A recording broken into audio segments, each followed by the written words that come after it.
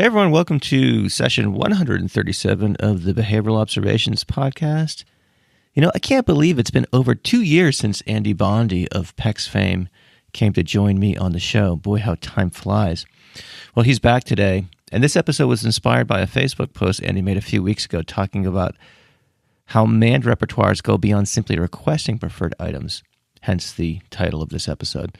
There were some interesting exchanges that followed Andy's post, and upon reading them, it occurred to me that this would make a fun and educational podcast conversation, and fortunately, Andy agreed, and so here we are. So in this episode, we talk about what inspired Andy to write the post in the first place and discuss teaching manned repertoires across a variety of contexts, many of those contexts beyond requesting preferred items. We also spent quite a bit of time answering some really awesome questions that were generated by the Behavioral Observations membership group.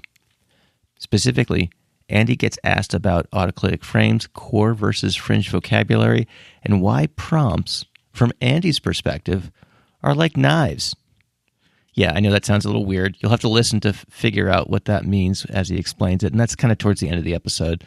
But it's a really interesting comment that I hope you'll appreciate or come to appreciate in time. Anyway, as an aside, if you're interested in joining the membership group, head on over to behavioralobservations.com/membership for more information. Andy mentions tons of papers and other references in the conversation, so the show notes for this episode will be your friend. So just head on over to behavioralobservations.com and look for session 137. This podcast is brought to you by the Gateway Learning Group and their Autism Leadership Academy. Designed for new regional directors, the Autism Leadership Academy develops motivated BCBAs into successful leaders in the autism field. If you're interested in running your own regional center and want to learn the skills to do so successfully, check out gatewaylg.com/BOP. That's gatewaylg.com/BOP. We're also brought to you today by Behavior University. Their mission is to provide university-quality professional development for the busy behavior analyst. Learn about their CEU offerings, including their brand new 8-hour Supervision Course, as well as their RBT offerings over at behavioruniversity.com/observations. And there's podcast-specific discounts there as well. All right, last but not least, the Whoop Strap. Yes, the Whoop Strap. You've heard me talk about this before. I've been wearing it for about a month or maybe 6 weeks or so, and I really can't tell you how much I've enjoyed getting quantitative information on all aspects of my health, including sleep analytics, heart rate variability, calorie burn, exercise intensity, and some of Whoop's proprietary metrics like strain and recovery scores that really give you great insight on all sorts of things related to, how much you should push it in a given day, given how much you've slept, and it goes on and on and on. But I could extol the virtues of this really cool device indefinitely to you, but instead you can go check it out for yourself. So to get the first month free, head on over to behavioralobservations.com/whoop.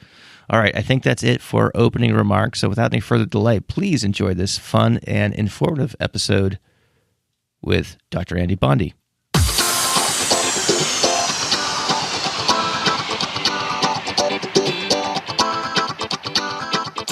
Welcome to the Behavioral Observations Podcast, stimulating talk for today's behavior analysts. Now here's your host, Matt Sikoria.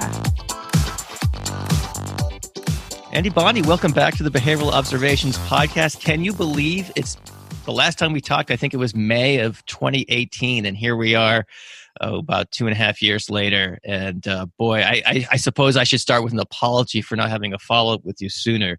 So having said all that, thanks for joining me today. How you doing? Very good, Matt. It's nice to be here.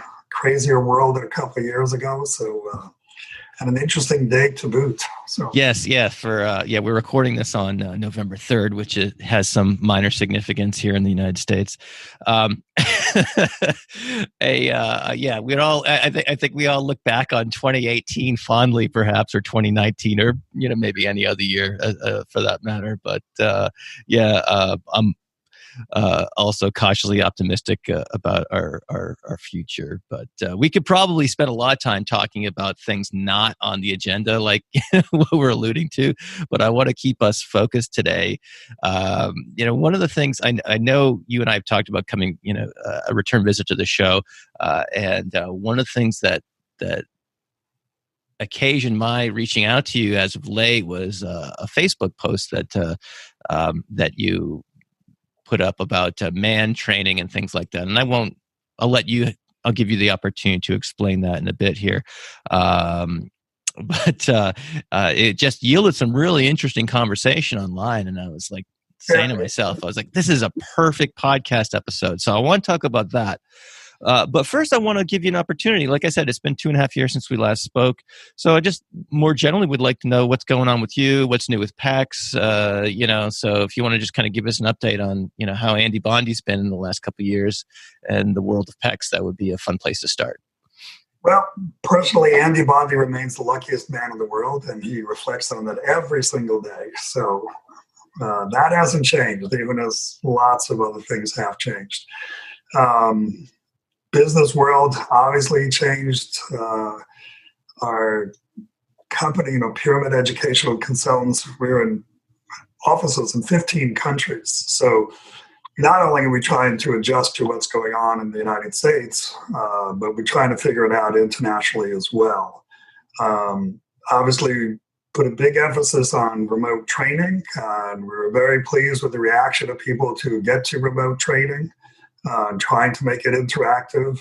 There are a lot of cultural variations in who wants to try it, who doesn't want to try it. Oh, really? Yeah. What have you learned about that? There are some people that really have embraced the remote idea. They really like it. They like the flexibility, and they like sitting back in their chair and drinking whenever they want to and going off screen or whatever. And there are some people that just say, no, we're here to meet and mingle and interact and be social. Trying to figure out how to do some role playing and practice so we can give people feedback. That's been, technically challenging too. But the Zoom platform allows you to create these breakout rooms. So you can have a small group of people working on something with giving them individual feedback. So it's all these interesting adjustments. The consultants, you could imagine when we said, okay, you're going to do this remotely, they're all going, technology, what's that? How do we do it?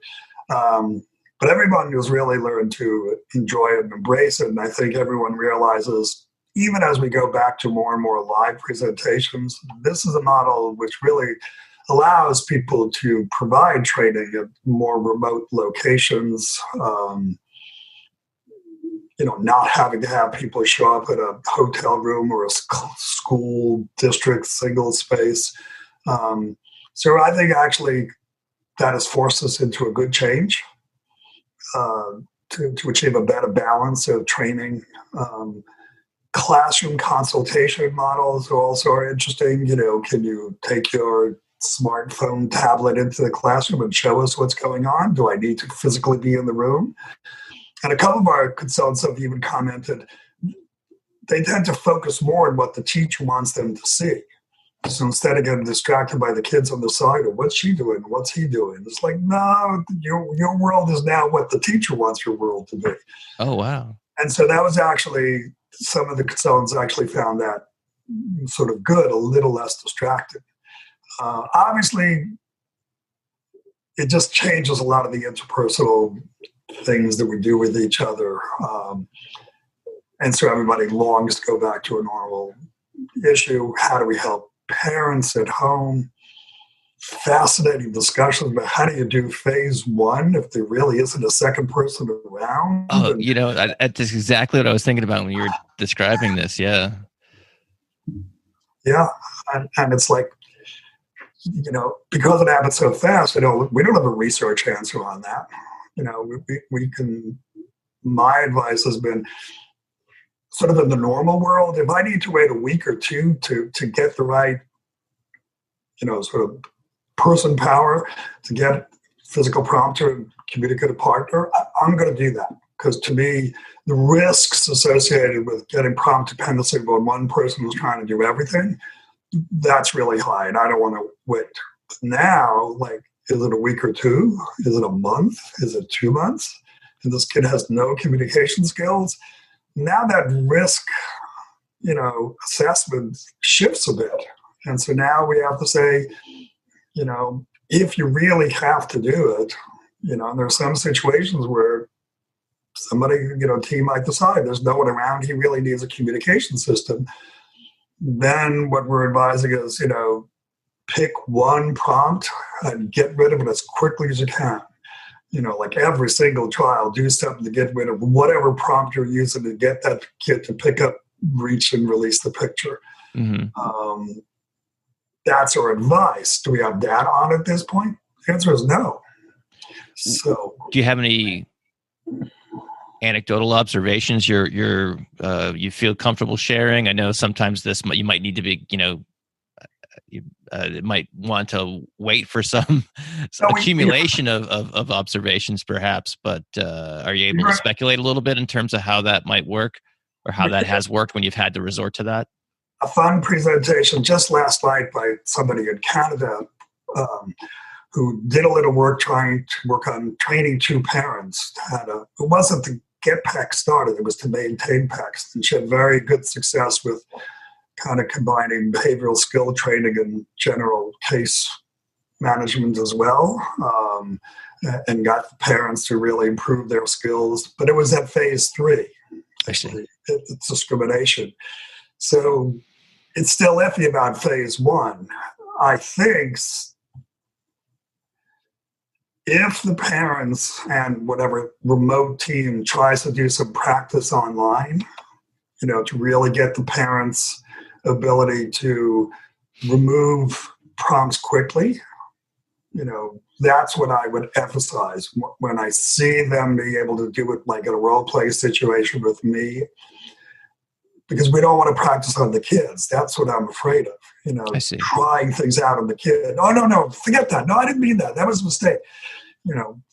Everything is real to the kid. I see. No idea what your intent is.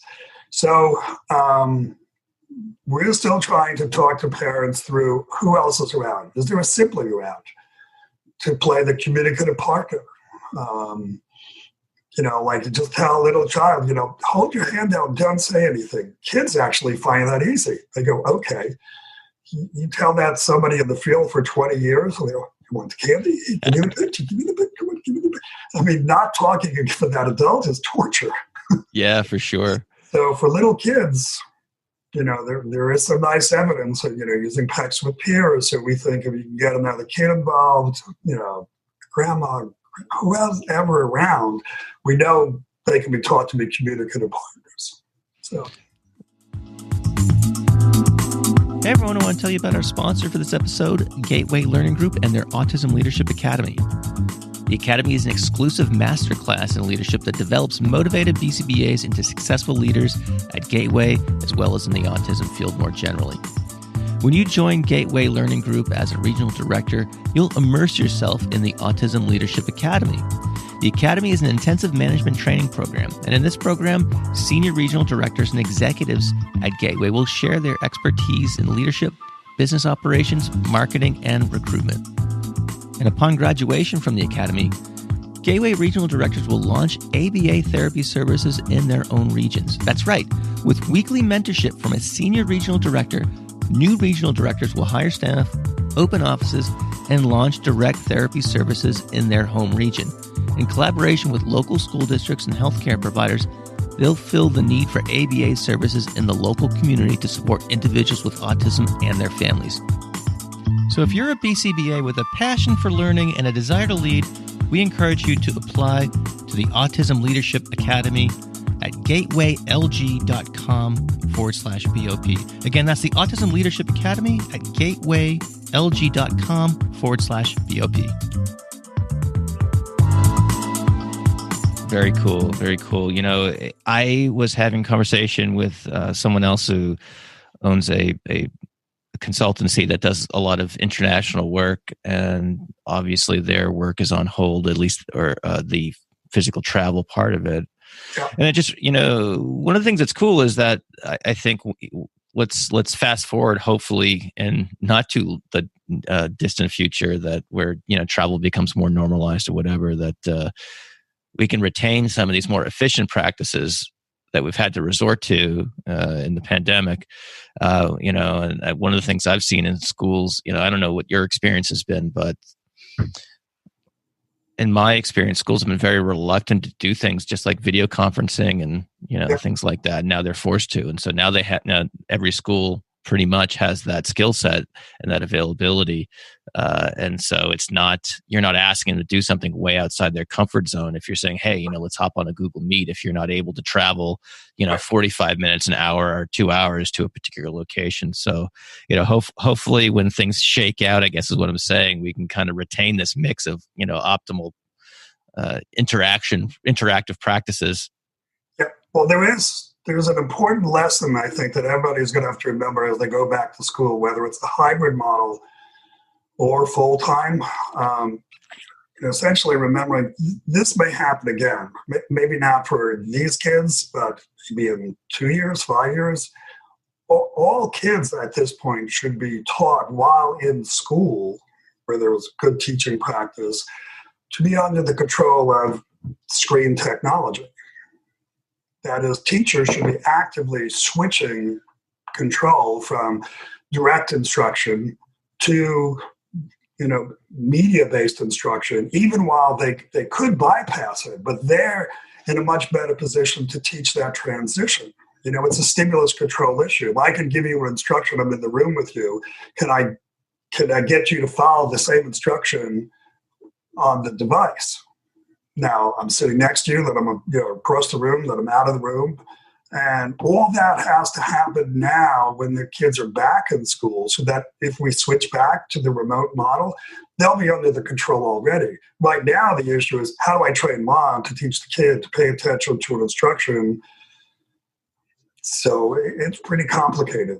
We've been doing in Pyramid, Catherine Horton, one of our consultants, and I have been doing a series of teleservice approaches using our pyramid principles. So we run those about every 6 weeks now online. I see. Trying to guide people how to do those type of transfer of control issues. I see. One of the other things we were talking about before we started the actual recording here is you're very proud to show me this new book. Can you tell us a little bit about it? Yeah. Or new reissue, I guess. A new edition. Someone else wrote it. Someone else wrote it. So this is a book that was amazingly influential to me in my graduate school. One day I was working with some kids, mildly handicapped, if you will, not autism, but they just wouldn't ask questions in situations where I thought it was obvious you should be asking the question. And they just didn't. And I thought, if I taught them to ask questions, they could access information more quickly and thus learn faster. So I went to one of my profs and said, how do you teach kids to ask questions? And he reached behind it, took out this book and said, read this. And you're holding up a new issue of verbal behavior. Verbal behavior. The answer is in there, but it's not obvious because there is no section of the book called how to teach. There's no method, there's no research. You could find the answer, but it was a little tricky. You got to work for it. Yeah. What I am proud of is, I'm showing everybody the acknowledgement page. Well, is that reasonably straight? Where the Skinner Foundation wrote a nice acknowledgement to Lori and me for helping, Mark Sundberg as well, and Dave Palmer for writing a cool chapter. So I'm really proud of our ability to help out the B.F. Skinner Foundation and get out this new edition. So it's a new edition of Verbal Behavior by the B.F. Skinner Foundation. Do I have the... Okay, all right. And I'll have the link to that in the show notes. So that's very cool. And thank you for supporting the reproduction of that work that's so ahead of its time. It's scary. All right. So I want to get to kind of, again, what I alluded to earlier in terms of this conversation that happened online. It started with a post, and again, I won't put words in your mouth, but you posted something to the effect of kind of clarifying what is a man and what isn't, and made some comments about what we might consider common man training strategies and whatnot. And so you added some much needed clarification and context to that. So let's back up a little bit. What was your post?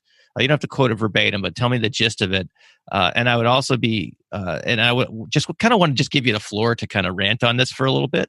And it would be also interesting to hear your reaction to the various comments that came from that thread. Right. So a little preface is that, Skinner was perfectly clear that when we need to adjust our language to the audience. So when I'm with a group of behavior analysts, using technical jargon and terminology and stimulus control and descriptive stimulus and even man-tactic autoclitic, it facilitates the conversation. But the moment I step out of that group, the moment I start talk to people outside of our specialty,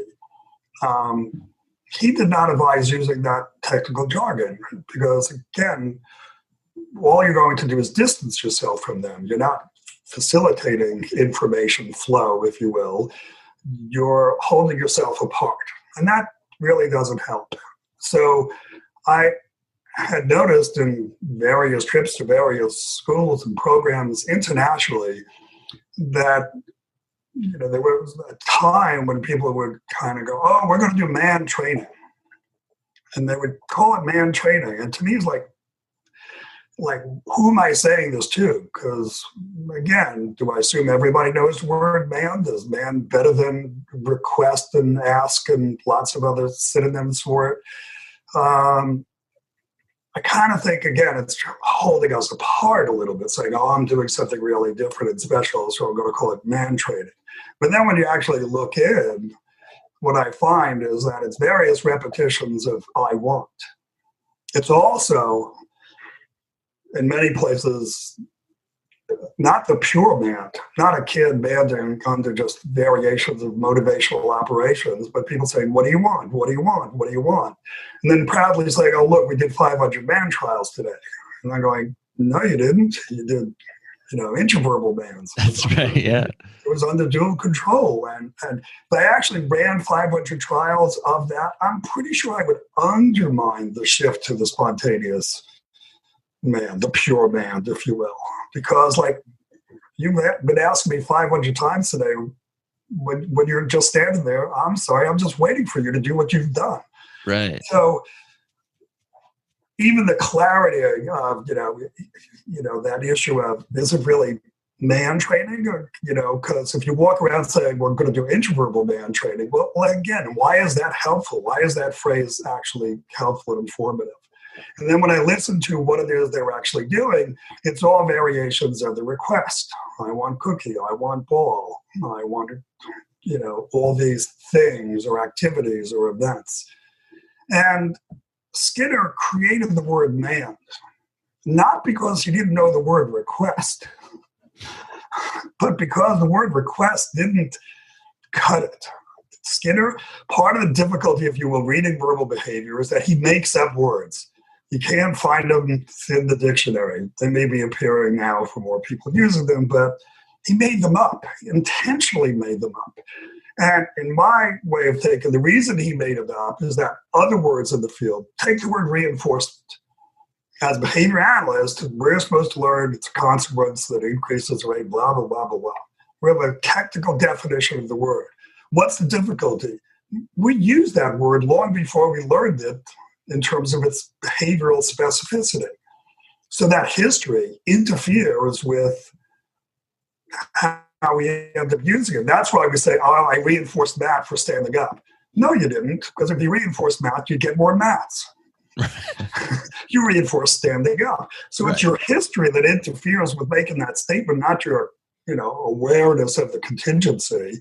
It's just your usage. So Skinner made up words to have no history. No baggage. what does a man mean? What Skinner says. That's it. Either you learn his definition or you don't understand what a man is. Okay, so he actually did it to be more specific about the contingency associated with specific verbal operants. The word man is made up from the words command and demand. Okay, just pulls them out. The word tact comes from the word contact, making contact with things. Not just things I see, things I hear, things I feel, things I taste, things I smell. Any way that you can make contact with things in the environment, that's where the word tact comes from. So Skinner, like when he makes up a word, there's always a root and a reason, etc. But it's not that he didn't know the word request.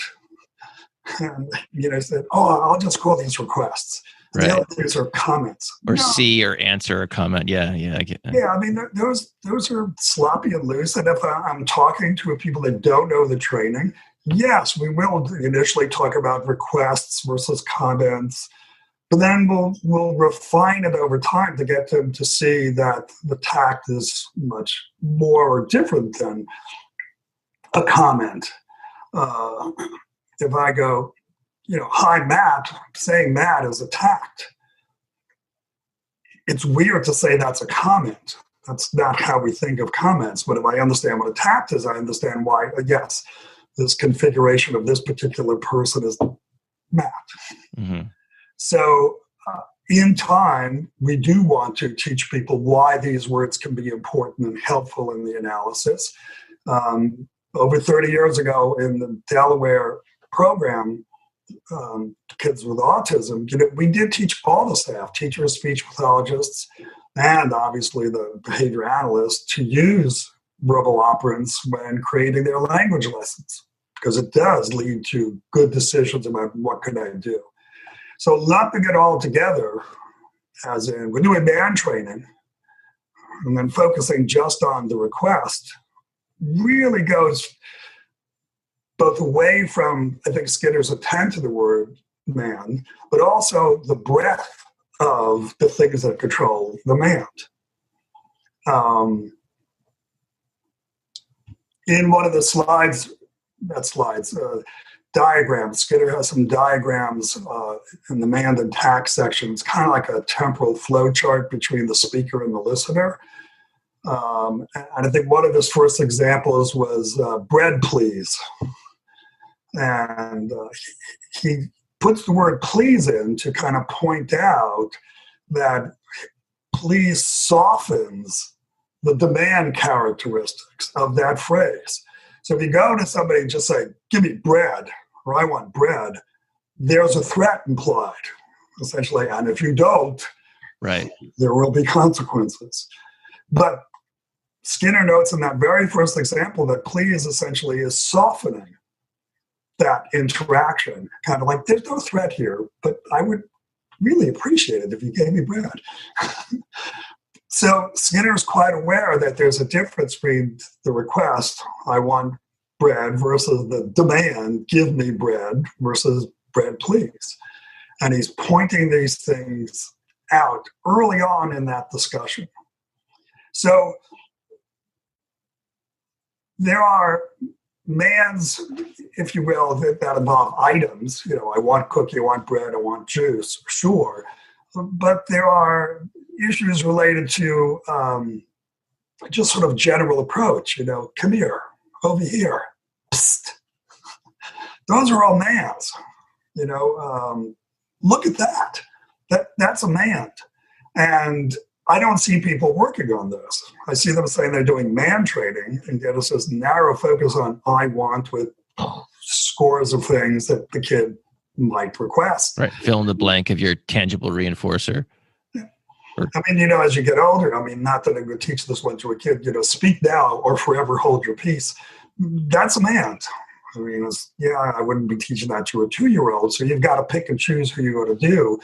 But I also started to list, there were some mans that essentially work on, if you will, pushing things away, escape, avoidance, stop, go away, get out of my face, be quiet.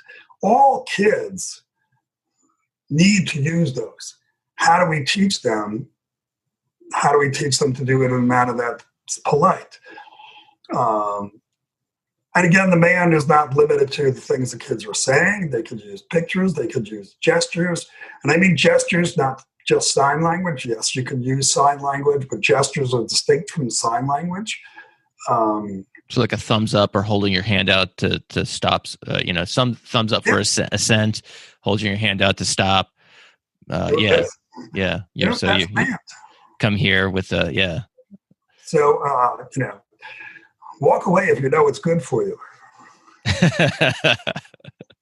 Watch out, duck. All of those are related to approach and avoidance and things like that. You probably already know that Behavior University creates engaging ABA content for new and experienced professionals. Whether it's RBT training or webinars for BACB CEUs, Behavior University has you covered. New for fall 2020, Behavior University is launching an interactive BACB supervisor training, an innovative approach to supervision training with interactive video to practice decision-making and tools to create a personalized portfolio to take with you when you're done. The course is designed to guide new supervisors through applying the important skills required for effective supervision to their own unique experiences. Behavior University also offers 2 tiers of RBT training. Choose the essentials for the 40-hour course or the premium to add a full kit of study materials and a full-length practice exam. In addition to these features, supervisors can now purchase access to these RBT courses so they can monitor any RBT training for course progress and quiz performance. Supervisors will also receive tools and content to support training of new staff. Users rave about Behavior University RBT training, calling it the clearest instruction, the course that made it stick, amongst other comments. BCBAs say that their staff clearly get it after taking their course. Behavior University is the brainchild of Drs. Jessica Love and Shannon Crozier, 2 BCBADs with a passion for applied behavior analysis and evidence-based practices. So to check out what they've built and to get podcast-specific discounts, head on over to behavioruniversity.com/observations. So is approach avoidance the central kind of, I guess, organizing principle with which to look at this? Or my initial was, there were some that relate to approach, there were some that relate to escape and avoidance, and then some that are very specific to actions. Shut the door on the way out. So your money or your life. Say rinse, flush the toilet, pull up your zipper. Mm-hmm. All those are specific actions, and I wouldn't say are necessarily sort of approach avoidance. Look at that. Use your inside voice. Talk to the hand. I see. And so what you're suggesting here is we're arranging circumstances for learners to omit those statements that you're listing off. Yes, that it's all about the situation. Why should a child say, be quiet?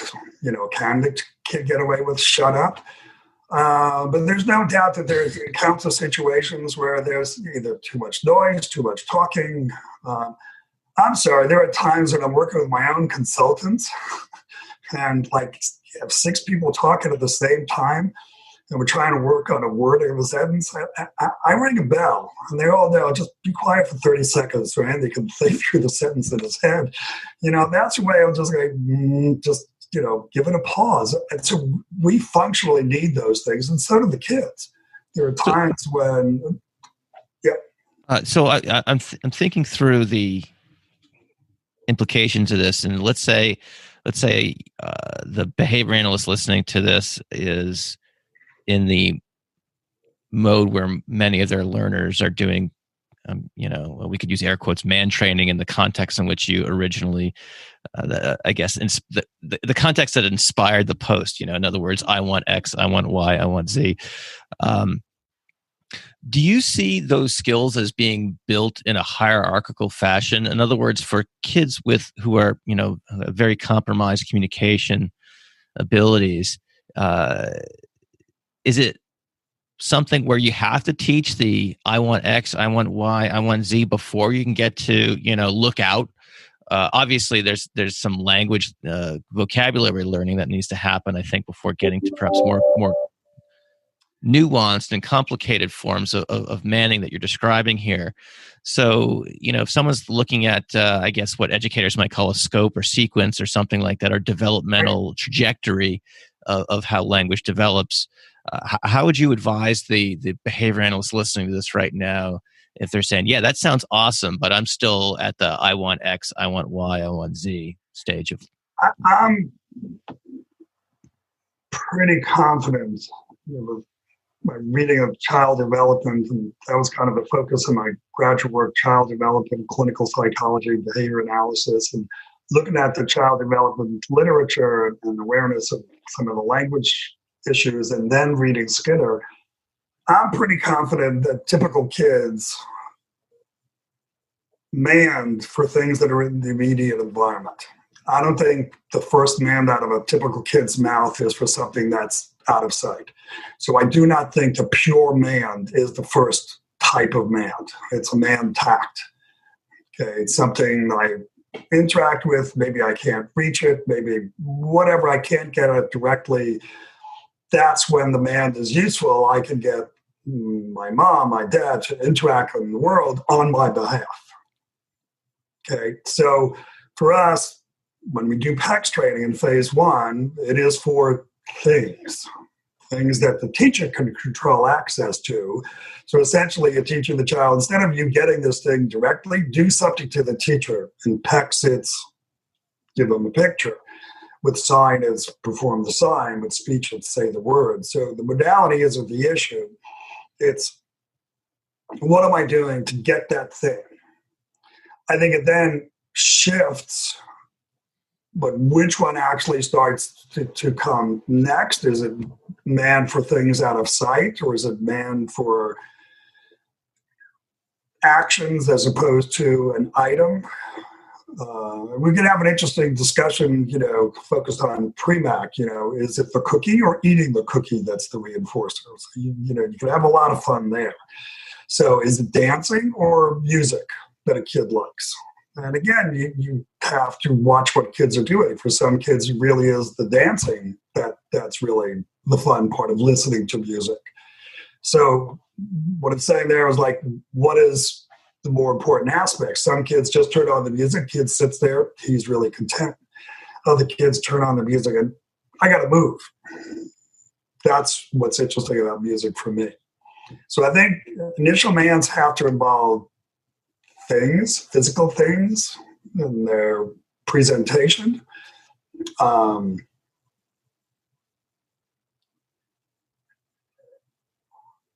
At some point, and again, I don't know, I can't give you a temporal timeline. Sure. But I think all kids at some point need to be able to request something. That's one of what we view as 9 critical communication skills. Every single kid at some point just wants to get away. Like, it's too much, I'm too tired, whatever it is. And kids, if you watch them, they have interesting behavioral strategies. Lori described as kids, who sit there in the chair and they kind of just flow under the table. And there's not a bone in their body. It's just a bag of water now. So you cannot get them to get in the chair. That kid is taking a break. He's not communicating it, but he's not doing whatever you think you're doing. So we think, that's one of the early, if you will, other types of mans that kids need to acquire. And we definitely were able to teach, 2, 3, 4-year-olds to request a break, get away from demand situations. And that's the reinforcer. When I request a break, I don't mean, some people in the general field talk about sensory breaks. I don't mean that. That's an approach. If I need to go and do something, that's an approach. For me, the reinforcer for a break is removal of demand. That's it. I don't need to give him anything good, his favorite book. When we teach kids to go to the break area, there are boring things in the break area because I don't want it to stay. I want it to realize all the reinforcers are outside of the break area. And that's what we want to encourage the kid to get back into. But we have found some kids that's one of the more important mans we're going to teach them. But I wouldn't say, is it a request for a break? You can think of it that way. But I think just, teaching people to teach kids to request a break is an important variation. Then comes, I think, if you will, other specific actions. Getting people to do things, again, to approach, to do things, open things. Then comes probably request for information. Where's my toy? Where's dad? And the reinforcer in all those situations is the answer provides access to the reinforcer. You don't say, good job asking a question. You answer the question. That answer should be the reinforcer, meaning it allows access to a new action, a new behavior. I see. So I think, if you will, there's a bit of a sequence there. What I don't know is how to do temporal frames, because a lot of that depends on acquisition rates of the learner. Got it. Well, I think just kind of laying it out conceptually is helpful to a lot of people listening to this. So, did you have any more you want to say on this topic? Because I think, if I recall correctly, and I'll try to run down the actual Facebook thread and post it in the show notes, or link to it in the show notes for people to check out. Did you engage in some back and forth with some of the people who commented, and did you have anything you wanted to talk about with regard to some of the people who might have responded? I think the most challenging thing was for people they wanted to lump it all into a request, because I could, with various other commands and demands, right? Come here. I could say, I want you to come here. But we don't. And I think teaching kids to use commands and use demands is appropriate. The I want cookie please, there's a polite way of doing things. And I think there are situations where teaching kids to man without that polite form is appropriate. Kids, when they're playing outside, they do not run around going, kick the ball to me, please. Matt, please pass the ball. Right. No, it's really appropriate. I'm open over here, kick it here. Those are really good things to teach kids. And to say that they're requests, I think is missing the point, missing the root of why Skinner was creating that new word. Okay, in case you missed this at the top of the show, this episode is sponsored by the Whoop Strap, amongst others. I've been wearing this Whoop Strap for about 6 weeks or so, and man, it's really fun wearing it. You can see how well you slept, not just in terms of the duration, but also what stages of sleep and the duration of you spend in each one of those stages. It's really fascinating stuff. There's more and more research coming out these days on the importance of sleep, and that's just one aspect of the Whoop Strap that I really, really enjoy. There's a whole host of others, and if you want to learn more about it, head on over to behavioralobservations.com/whoop. That's WHOOP. behavioralobservations.com/whoop.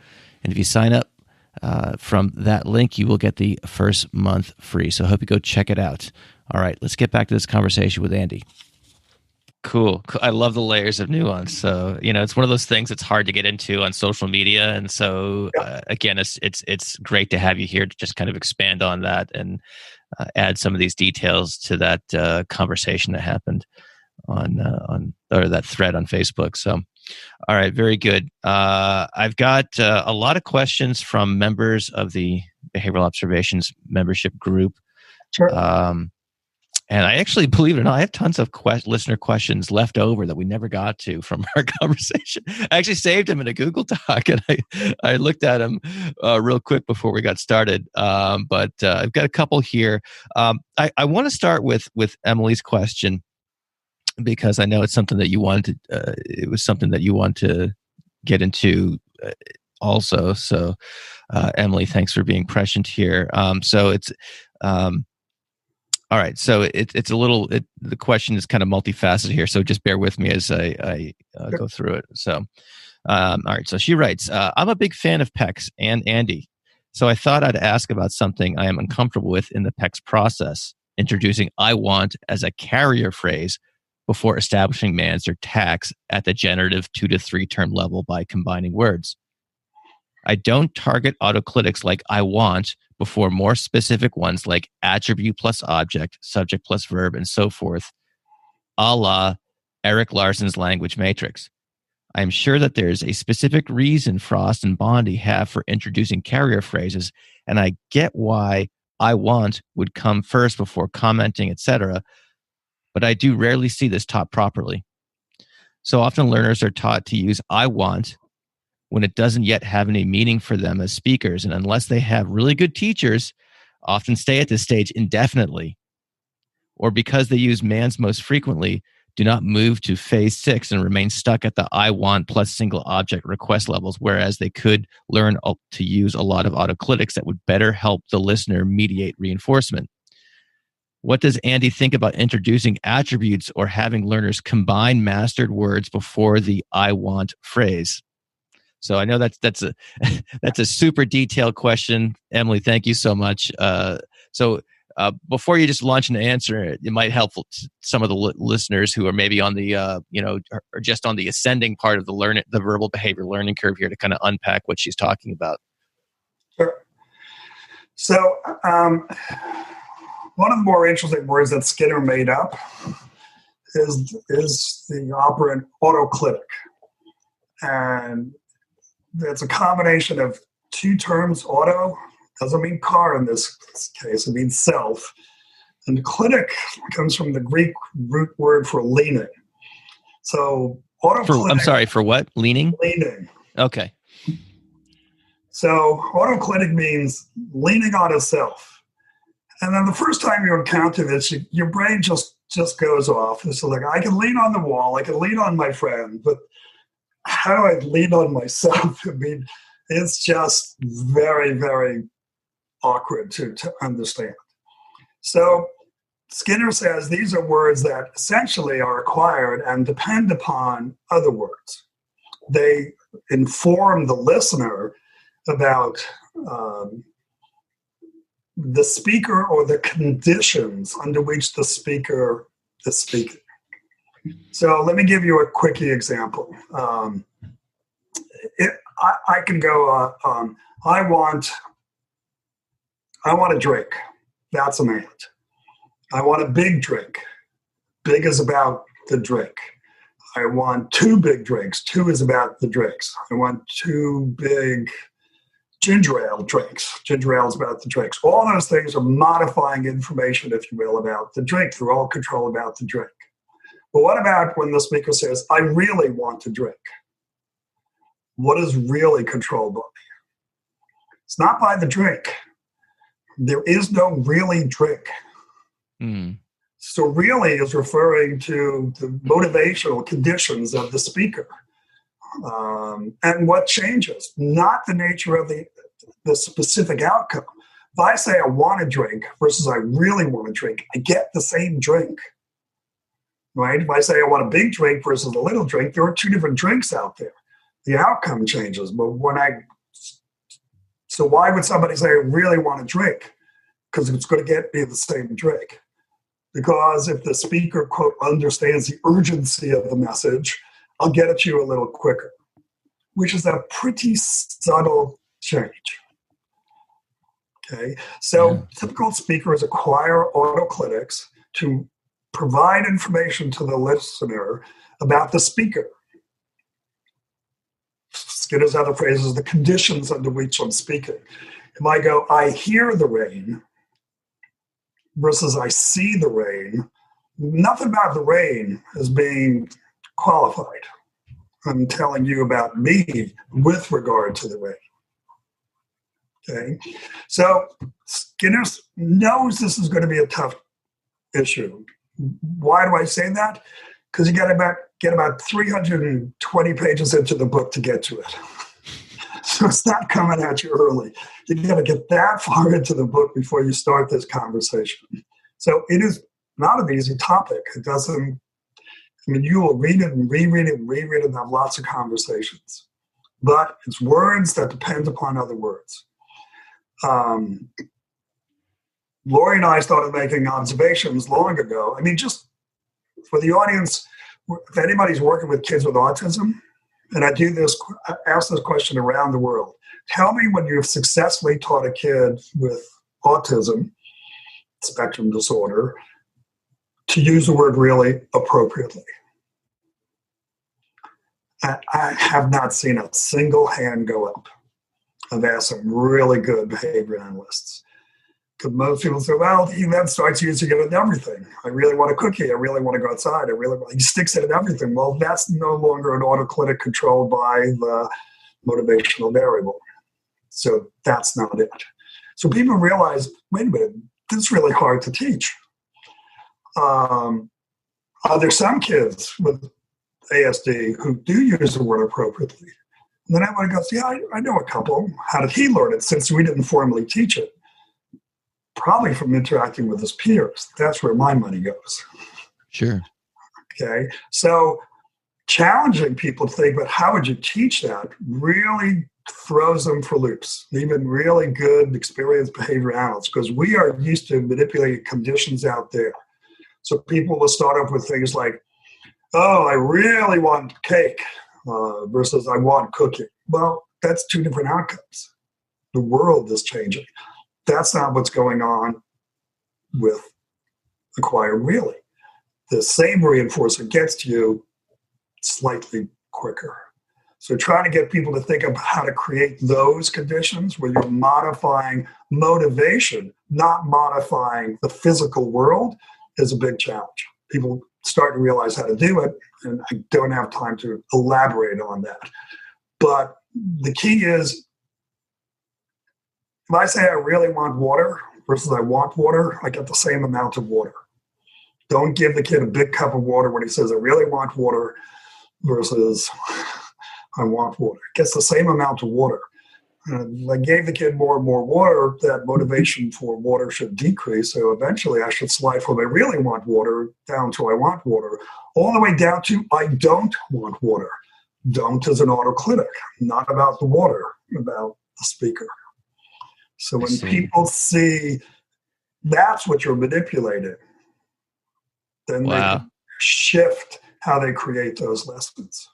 Wow, that's just right in that last 30 seconds or so is some really neat advice for doing a lot of this stuff, perhaps during snack times and lunch and things like that. It's hard, it's tricky, but it is crucial. The other thing, just as a by the way, the other observation about kids with ASD is they don't respond well to your autoclitics. When you use an autoclitic, if you say, Matt, come here now, versus Matt, come here now, like, sorry, the kid just has one speed. You didn't get to you quicker with that demand tone of voice, et cetera, et cetera.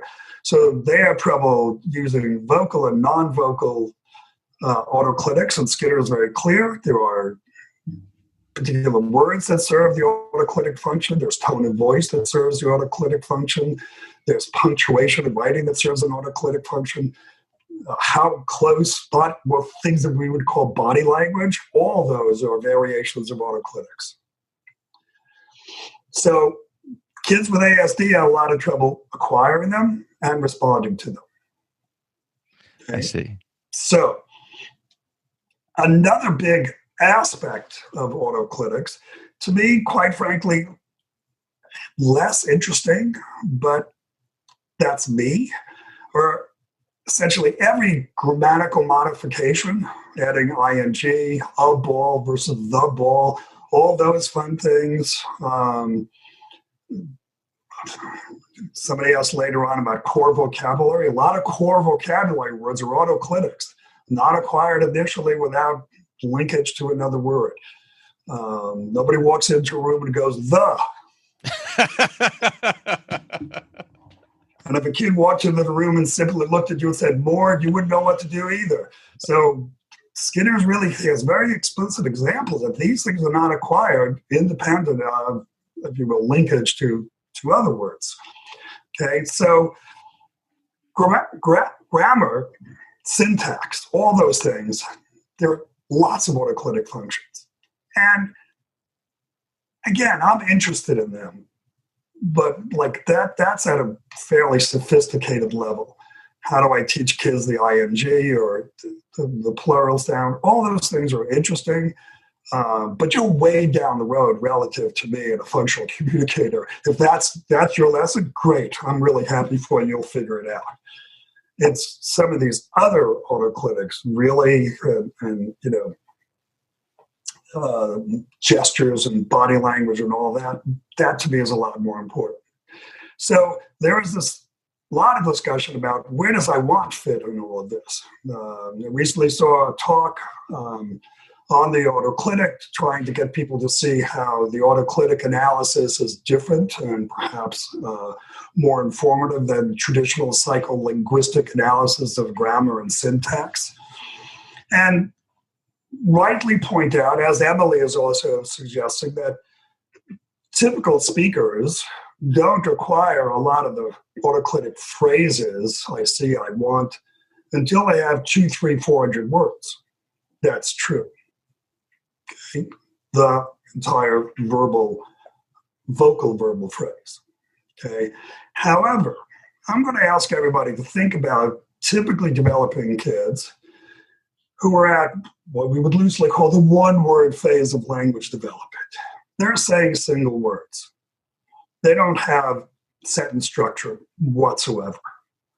And yet, that kid,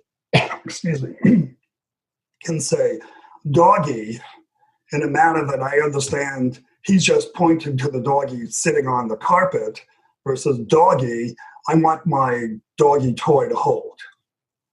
He doesn't have a sentence. He's not saying, I see the dog, I want the dog. He's just going doggy.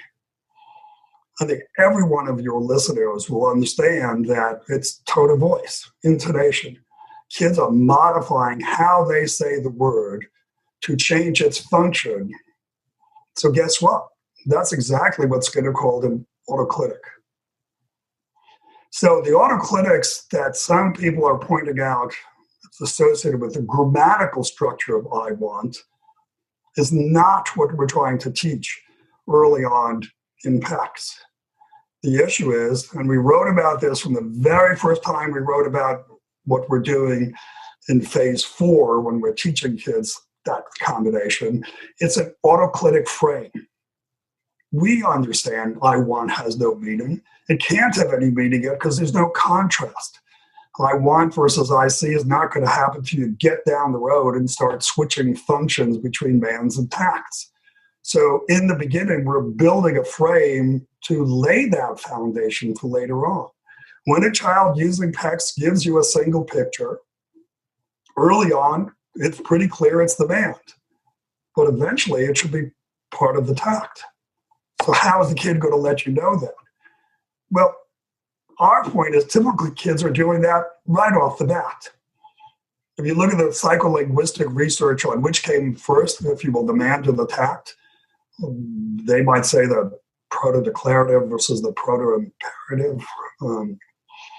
It's a hair not worth splitting. Why? Because for typically developing kids, the social reinforcers associated with tacting are very powerful. And the problem with a lot of the kids that we're working with, those social reinforcers that maintain the tact, they're not very powerful. That's why we start with man training. There seems to be some confusion that Skinner wrote about the man before he wrote about the tact, thus we should teach the man. Like, he doesn't say that any place. He doesn't say man's come first. It's like, you got to start talking about something because we're linear beings. We live in a temporal linear world. So you got to start somewhere. So he starts with the man. That's not why we start with the man and PECS. It's because which are the potent reinforcers?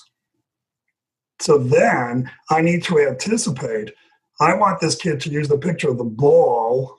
Right now, I understand it's in the man function, but later on, it's going to be part of a different function. So the I want is an autoclitic frame reflecting intonation. To argue that typical kids aren't using the autoclitic I want until they have 200-300 words, and thus that should be the guide for kids with PECS, is forgetting about intonation as an autoclitic, which is pretty surprising to me. Intonation is clearly described as an autoclitic by Skinner. See, all right. This is very helpful, and it's also reminding me that, boy, do I have a lot to brush up on, because it's been a while since I looked at that. So I'll have to pick up that reissue of verbal behavior, I think. Don't read it alone, Matt. Get a group together. Yeah, that's not a bad idea at all. All right. The reason I say that, by the way, is that Skinner wrote the book out of notes to teaching a group of graduate students studying essentially the behavior analysis at the time in the late 40s and early 50s at Harvard. So it was meant to be studied together with people. There were single sentences that you'll talk about all day. Yeah. And so I always advise people, really try not to read this, especially the first time through on your own. Have that discussion, because it's, that's where a lot more understanding, if you will, comes from. I'm glad you brought that up, because I think that's a really interesting point, just beyond learning verbal behavior. That was, at least speaking from my own experience, I had the luxury of going to a brick and mortar grad program as a full-time student. And I know many people listening to this did not have that opportunity in doing this while they're juggling all sorts of other responsibilities. But one of the nice things about that setting is it allowed for the cohort of grad students to get together and just really puzzle over a lot of the stuff that we were learning at the time. So yeah, it's just some good advice more generally. So, by the way, there's on YouTube, people can do a search for probably Skinner verbal behavior and Eve Siegel. Eve Siegel had been a student of him, and she does this really nice interview about verbal behavior and some of his thoughts, and that's a real fun watch. Eve Siegel? Eve Siegel, Segal. She was a wonderful teacher, wrote some really interesting things. When I was lucky enough that she was one of my graduate school teachers and mentors. Okay. So, you got to be lucky in life to sometimes run around people who know stuff that's you're going to have trouble with on your own. That is so true. So true. All right, cool. So you mentioned one of the other questions we got from, and this one's from Rosemary. She's an SLP and a BCBA, if I'm not mistaken. Can I just do one more thing? Oh, yeah. Sorry. The other part of Emily's discussion was about the attributes. Yes. And acquiring them. Again, to me, the importance of attributes, if you will, functionally, they're tax relative to describing a man. So I want a red ball versus a blue ball. Red and blue are tax within a man function, right? The whole thing is a man, and there's a tact in there specifying which ball I want. And if you think about it, again, for typically developing kids or the kids that we're working with, if you say, oh, he likes cookies, are you really saying he likes every single cookie? He likes balls, every single ball, no matter the size, the shape, the texture, the bounceability, et cetera, et cetera. And what you typically find is, kids are selective even within that broad class of reinforcers. And so then the issue is, can that kid learn verbal behavior to specify to the listener which of those I particularly want? So it's not just about I want cookie versus I want spoon. How do I teach the kid within cookies? You want the big cookie, the round cookie, the dark cookie, which cookie? The other reason that becomes important is one of the other criticisms of PECS has been the kid can only ask for things if the picture is in his book. Okay, so that's one of the things people say. He's got 20 pictures. You can only ask for those 20 things. And so again, think about, we ask people in the PECS manual, think about what do typical kids do when they go to a window, they're walking past a window and they see a toy that they clearly want, They don't know the name of the toy. Do they just go that? No, they start saying the long one with the red hat and the long, they describe features of the thing based on other vocabulary, if you will, they have. And so there were 2 studies in Java on improvisation showing that kids with PECS can use attributes that they have to describe some reinforcers to describe reinforcers that they don't have a corresponding picture for. And one of the studies was showing moms could teach that too. So not only could professionals teach that, moms could teach their kids to use improvisation, which is creative use of language, if you will. All right. I will run that YouTube video as well as those studies down and have those in the show notes for today's episode. So thanks for bringing those up. All right. So let's get to, we've got 3 listener questions left. And all right, let's get to Rose. Rose's, so she wrote into me, how about core versus fringe vocabulary? This is a hot topic amongst SLPs and among SLPs and BCBAs. And again, as I mentioned earlier, she is both. But as you answer this, there's some folks who might not understand what core versus fringe is. So if you can kind of just give a brief, a thumbnail sketch of what that means for those who are uninitiated to core vocabulary. Well, I'm going to preface it with, a reminder of a commercial. I'm not an SLP, but I live with one. So, and in fact, Lori Frost has some talks that are online and things that she does about this very issue of core and PECS and how to pick vocabulary. So I advise people to go search out things that she's done. She and Catherine Horton have done some interesting talks. There are workshops on transitioning from PECS to SGDs that involve a lot of this vocabulary selection as well. So, okay, so after we conclude here, send me where people can find that stuff, and we'll make sure people know where to get it. But briefly, and with my interpretation of what the smarter people actually know, core vocabulary deals with the again initial observations from a long time ago, where people would ask, like, what are the most common words for kids? What are the most frequently used words? And, a number of people have done those types of analysis where you just count up and then provide these lists. Mm-hmm. So the core list,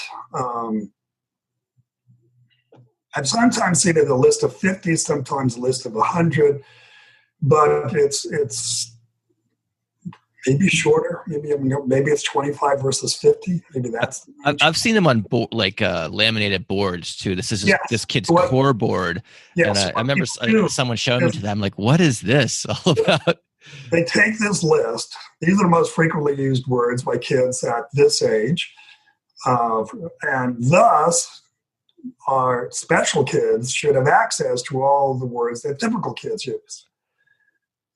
The issue, though, for us is that the repertoire size of the typical kids to generate that core list was 200, 300, 400 words. So when I look at a kid who has 300 or 400 words, and then I say, what are the most frequently used words? And guess what? Some words like the, and, it rise to the top. And a lot of people recognize those are autoclinics. They get attached to other words. Now, some words are more, and think for typical kids, more actually is one of the words that's learned early. But our issue is when a kid has 300 or 400 spoken words, yes, you should make sure that the core words that everybody else is using, he or she can use. And so it is with any modality, whether it's sign or pictures. Okay, when the repertoire size is 200, 300, 400 words, yes, words like please and other modifiers should be taught. However, when you look at what are kids' first 25 words, first 50 words, Then it's what people call fringe, because it's the personal motivators for most kids. I'm asking for my binky. My neighbor has no idea what a binky is. Binky exists in my world. It doesn't exist in your world. Okay, so that word is called fringe, meaning some kids have it, some kids don't. Is it daddy? Is it dada? Is it papa? It varies. Okay, so if you actually look at what kids are acquiring, it makes, if you will, more behavioral sense. There are a bunch of mans in there, there are a bunch of tacts in there, and then some of the older clinics start to grow off of those. So within PECS, what we're saying is, yes, figure out what are the reinforcers. That'll drive your vocabulary. Figure out the environment the kid is in. That'll drive more of your vocabulary. Figure out the routines. Is he setting a table? Then he might care what a spoon is.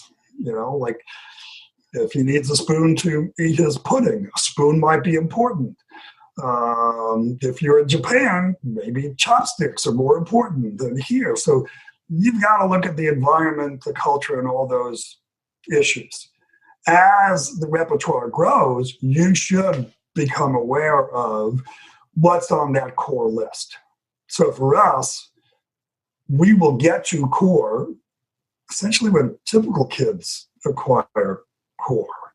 What you have people doing is saying, here are the core words, put them on a board so he always has access to them, because that's what typical kids do. It's not, in our view, a fair comparison. That kid with PECS, 25 pictures, 25 signs, 25 spoken words, core doesn't represent that content, nor should it. Hey everyone, as a BCBA, meeting your continuing ed needs can be challenging at times. That's why I have made selected episodes of the Behavioral Observations podcast available for Type 2 continuing education credits. That's right. You can meet a portion of your professional development requirements on the go. Currently, we have CEs for topics including functional assessment, ethics, and supervision. Come learn from podcast favorites such as Greg Hanley, Pat Fryman, Mark Dixon, as well as many other amazing guests. For more information, head on over to behavioralobservations.com/get-CEs. I see. So for the majority of learners that the majority of listeners are supporting, fringe is the more appropriate route for initial language development, because it's a smaller set of words. It's more personalized. It's more functional, perhaps. Yeah, I wouldn't use the word fringe. What we're saying is figure out what are the current reinforcements. Yeah. I'm just using the taxonomy here, relative to the question. Yes. Okay, cool. Thank you, Rose. And that's Rose from ABA Speech by Rose, if I'm not mistaken. So appreciate you sending the question in. All right, let's see. Here's a topic near and dear to your heart. Dave asks, I just participated in a webinar with Andy. He has some very important and practical views on prompt dependence and its antidote. It would be good to hear him address these topics. So take it away from there. Well, I'll send you a link later, but I actually have, this is like a 2.5 hour talk on stimulus control, prompting, error correction. All right. So given that we've got just a little bit of time left, is there a way to kind of just give some organizing principles for people to think about this, as opposed to, it sounds like with the 2.5 hours, you can get real deep into some strategies and tactics, but what are some things that people should be aware of when they're trying to either prevent the development of prompt dependence or trying to remediate it if they notice it's occurring? All right. So the first problem I have with the phrase prompt dependency is I've tried to do a historical research analysis on who coined the term, who demonstrated it. Is it a real thing, or is it something we all talk about? And the summary statement is, it's kind of like the discussion of pornography. I know it when I see it, but there's no definition of it. And I cannot find the source of prompt dependency. When I read studies and I follow, the reference, the way you read an article, it says, here's prompt dependency, and they cite a reference. So you go get the reference, and you read that, and they cite somebody else. And you read that, and you're off the cliff. You're just jumping off the cliff. No one has ever demonstrated how prompt dependency arises. Okay? People say, Matt's prompt dependent. Here's what I did. But no one has demonstrated thus prompt dependency. I am going to make Matt's behavior prompt dependent, and then I'll overcome it. No one has done that as far as I know. If anyone has any awareness of anything like that out there, great. So the issue is, every time you see it, you do not know how it arose because you didn't observe it. You didn't manipulate the conditions. You didn't make it happen. So that's one of my issues with the term. The other issue is, how do people use the phrase? People go, Matt's prompt dependent. No, Matt's not prompt dependent. Okay, Matt didn't cause the prompt dependency. It's not his autism, his learning issues. It has nothing to do with Matt. Matt didn't come to the IEP meeting and say, hey, I would like a gestural prompt in here. So my summary line is, you stuck the prompt in, you take it out. Do not leave the prompt as a gift to the next teacher. And that's you don't know how to get rid of it? Well, then don't stick it in. Prompts to me are like, they're like knives. In the right hands, a knife can save somebody's life, or it could really hurt them. Okay, so we have to be thoughtful about how we use prompts. People pile them on. They add 5 prompts at a time. They're pointing, they're gesturing, they're naming, they're, all these prompts at once, a video model, and a picture, and a word, and this and that. And then what are you going to get rid of? Well, you have to get rid of all of them. Which one do you get rid of first? I don't know, neither do you. Anybody tells you they know the answer, just say goodbye.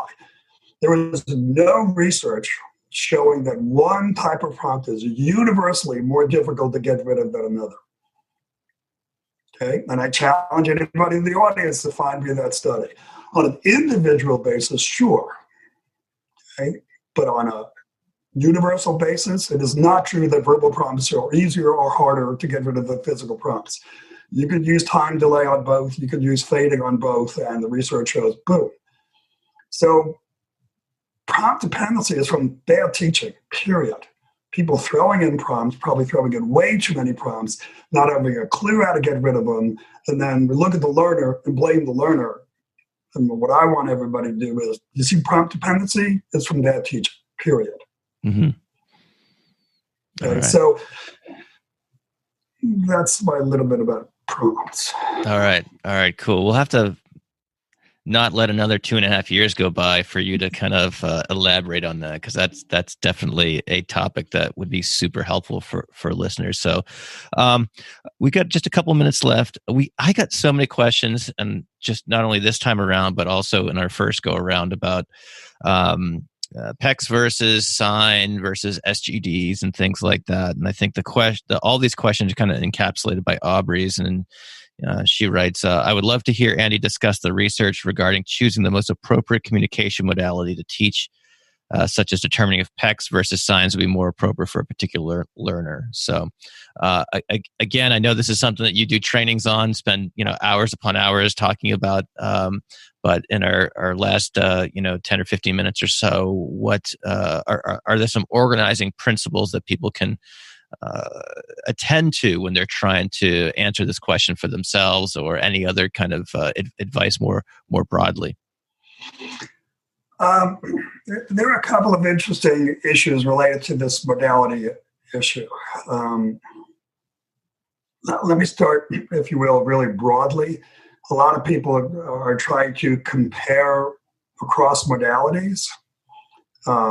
As you were saying, the vocal and sign and pictures. And there are even people that view picture exchange as its own modality, as opposed to a picture point, which is, we didn't think we were developing a modality. We think saying pictures is, appropriate. But what I want everybody to understand is, if you then try to say which of those modalities is evidence-based, you start to realize that doesn't make any sense. Would you walk around saying speech is an evidence-based what? Practice? Strategy? No, it's a modality.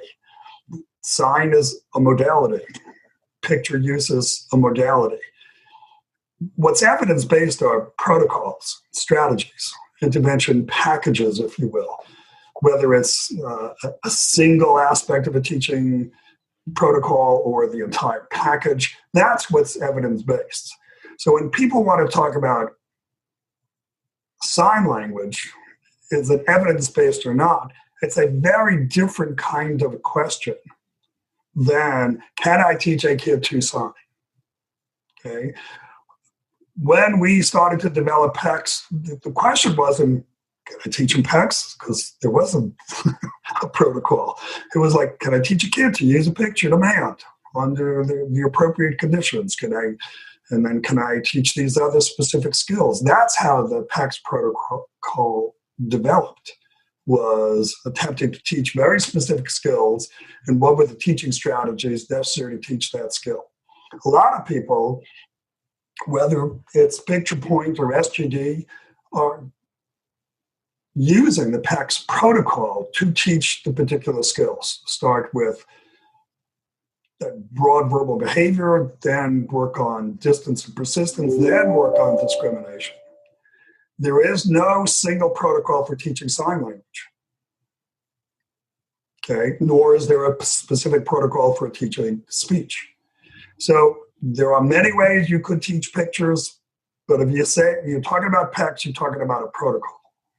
So these comparisons are sometimes literally doesn't make sense. Okay, that one issue. The other issue is then if you switch your way of thinking from essentially, single subject design.